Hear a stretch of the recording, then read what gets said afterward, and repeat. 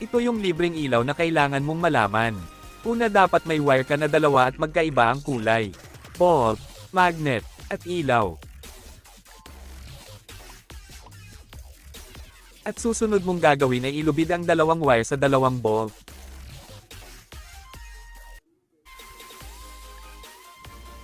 At pagkatapos ilagay ang magnet at ipatong ang lagayan ng ilaw. At ilagay natin ang bolt na may nakalubid na wire sa magkabilaang gilid.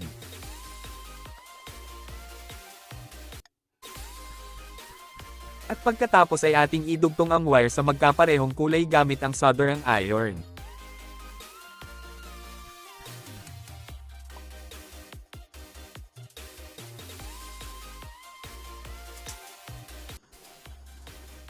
At ilagay na natin ang ilaw para malaman natin ang resulta.